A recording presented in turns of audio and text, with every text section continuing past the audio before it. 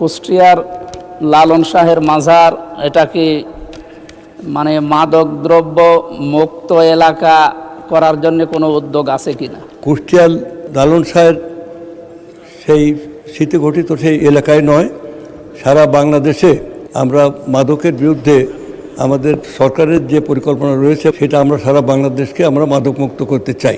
মাননীয় সদস্য আমির হামজা, কুষ্টিয়া ৩।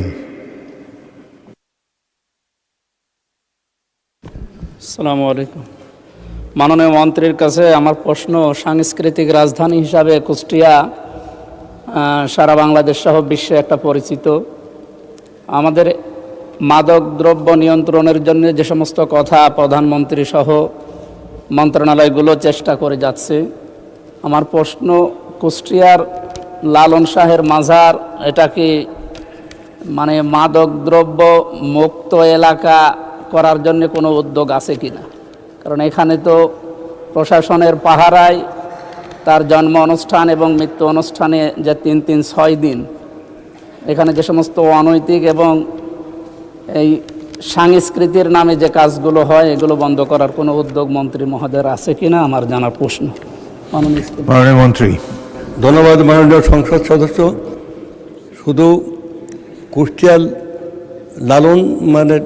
লালন শাহের সেই স্মৃতিঘটিত সেই এলাকায় নয়, সারা বাংলাদেশে আমাদের পরিকল্পনা রয়েছে। সারা বাংলাদেশে আমরা মাদকের বিরুদ্ধে আমাদের সরকারের যে পরিকল্পনা রয়েছে মাননীয় প্রধানমন্ত্রী নেতৃত্বে, সেটা আমরা সারা বাংলাদেশকে আমরা মাদকমুক্ত করতে চাই। এখন মাদকমুক্ত করার জন্য ব্যাপক পরিকল্পনা আমাদের আছে। আপনারা খেয়াল করে দেখেছেন, মাদকমুক্ত তখনই হবে যখন একটা সমাজে অর্থনৈতিক কর্মকাণ্ড বৃদ্ধি পেতে থাকবে। অর্থনৈতিক কর্মকাণ্ডের মূল ভিত্তি হচ্ছে আমাদের গ্রামাঞ্চল, এবং গ্রামাঞ্চলের 90% লোক এখানে গ্রামে বসবাস করে। তারা হচ্ছে কৃষক। একসময় চীনের মাও সেতুং বলেছিলেন যে ওরা ঘুমোচ্ছে, ওদের ঘুমোতে দাও। সমস্ত মানুষ আফিন খেয়ে ঘুমোতো। ওরা যখন জাগবে তখন সব কিছু তছনছ করে ফেলবে। আজকে বাংলাদেশে গত 18 বছর যে ঘনতম স্বাচ্ছন্দ্য অন্ধকার যুগ গিয়েছে, সেই অন্ধকার যুগে এই মাদক দ্রব্যকে ব্যাপক বিস্তার লাভ করেছে। তখন সংসদ সদস্য, অনেক মন্ত্রীরা পর্যন্ত, অনেক রাজনৈতিক নেতা এবং সমাজে বড় বড় সেই কর্মীরা তারা পর্যন্ত এই মাদক ব্যবসার সাথে যুক্ত ছিল। এই মাদক ব্যবসার সমস্ত মানুষ এই দেশে অপসংস্কৃতি, জীবন বিমুখ, সংগ্রাম বিমুখ, শৃঙ্গার রসাত্মক এই সমস্ত সংস্কৃতি আমাদের গোটা জাতির চেতনাকে ধ্বংস করে ফেলেছিল।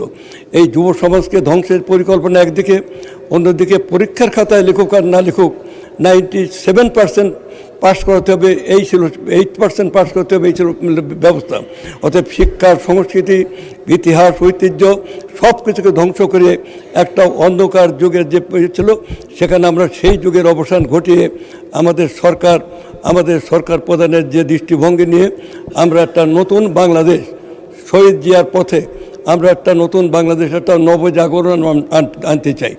এই নবজাগরণের আলো আমরা সমস্ত মানুষের মাঝে আমরা ছড়িয়ে দিতে চাই, এবং এভাবে আমরা শুধু কুষ্টিয়া নয়, সারা বাংলাদেশের তরুণ সমাজকে এই অন্ধকার যুগ থেকে ফিরিয়ে এনে আমরা আমাদের অর্থনৈতিক উন্নতির মাধ্যমে শুধুমাত্র অর্থনীতি পারে সমাজকে পরিবর্তন করে দিতে, এবং তার সাথে সাথে এই যে উপরিকাঠামোগত যে সংস্কৃতি, ধ্যান ধারণা, মূল্যবোধ, রাজনীতি, আইন কাঠামো এগুলো যুক্ত করে আমরা একটি নতুন জাগরণ আনতে চাই আমাদের দেশে।